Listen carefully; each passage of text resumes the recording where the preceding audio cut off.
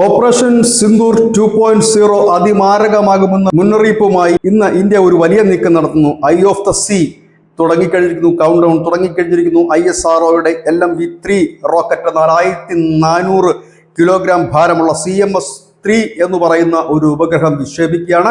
ഈ ഉപഗ്രഹം ഇന്ത്യൻ നാവികസേനയ്ക്ക് മാത്രം ഉള്ളതാണ്. സമുദ്ര ഭൂപ്രദേശങ്ങളിൽ നാവികസേനയ്ക്ക് സുരക്ഷിതമായ ആശയവിനിമയം നടത്തുന്നതിന് ഇന്ത്യയിലെ ഏറ്റവും ഭാരമേറിയ ഒരു ഉപഗ്രഹമാണ് ഇപ്പോൾ ഇന്ന് വിക്ഷേപിക്കുന്നത്. ഇത് നാവികസേനയുടെയും വ്യോമസേനയുടെയും പ്രവർത്തനങ്ങൾ ഏകോപിപ്പിച്ചുകൊണ്ട് കൂടുതൽ പ്രഹരശേഷി നൽകുന്ന തരത്തിലേക്കാണ് ഈ ഉപഗ്രഹം മുൻപോട്ട് പോകുന്നത്. ഇവിടെ ഒരു സംശയം പാകിസ്ഥാൻ അടക്കമുള്ള രാജ്യങ്ങൾക്ക് ജനിപ്പിക്കുന്നതിനിടയാക്കിയ കാര്യം, ഇന്ത്യ കഴിഞ്ഞ കുറേ നാളുകളായി സ്റ്റാർ വാറിലേക്ക് ചിന്തിക്കുകയും ഉപഗ്രഹങ്ങൾ വഴിയുള്ള പ്രത്യാക്രമണങ്ങൾ ശ്രദ്ധ പതിപ്പിക്കുകയും ചെയ്യുന്ന ഒരു വിവരം മുൻപ് തന്നെ മാധ്യമങ്ങൾ റിപ്പോർട്ട് ചെയ്തിരുന്നതാണ്. അത്തരത്തിലുള്ളൊരു ഉപഗ്രഹമാണോ എന്നൊരു ഭയത്തിലാണ് പാകിസ്ഥാൻ അടക്കമുള്ള രാജ്യങ്ങൾ. ഇന്ത്യയുടെ വിക്ഷേപണ വാഹനത്തിൽ നിന്ന് LVM-3 റോക്കറ്റ് അതിൻ്റെ 5ാമത്തെ പറക്കലാണ് ഇന്ന് പൂർത്തിയാക്കുന്നത്. ഇതിന് LVM-3M5 എന്നാണ് ഈ പ്രക്രിയയ്ക്ക് പറയുന്നത്. ഏതായാലും ഈ ഉപഗ്രഹം കൂടി എത്തുന്നതോടുകൂടി ഇന്ത്യൻ നാവികസേനയുടെ കരുത്ത് 10 മടങ്ങ് വർദ്ധിക്കുകയാണ്. നമുക്കറിയാം, ഓപ്പറേഷൻ സിന്ദൂറിന്റെ സമയത്തൊക്കെ ഈ ഉപഗ്രഹങ്ങളുടെ ഒരു വലിയ സംയോജനം ഇല്ലെങ്കിൽ അതിൻ്റെ സഹായം കൂടി സ്വീകരിച്ചുകൊണ്ട് നമ്മുടെ സേന നടത്തിയത് വലിയ മുന്നേറ്റമാണ്. കൃത്യതയായിരുന്ന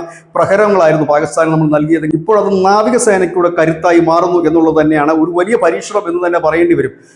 ഇത് തന്നെയാണ് ഒരു വലിയ വാർത്ത തന്നെയാണ് ഇത്. ഇത്തരത്തിലൊരു പരീക്ഷണം നമ്മുടെ രാജ്യത്ത് ഇത്രയും ഭാരമുള്ള ഒരു ഉപഗ്രഹം വിക്ഷേപിക്കുന്നതും ഇത് ആദ്യമായിട്ടാണ് എന്നുള്ളതും എടുത്തു പറയേണ്ട ഒരു കാര്യം തന്നെയാണ്. News desk.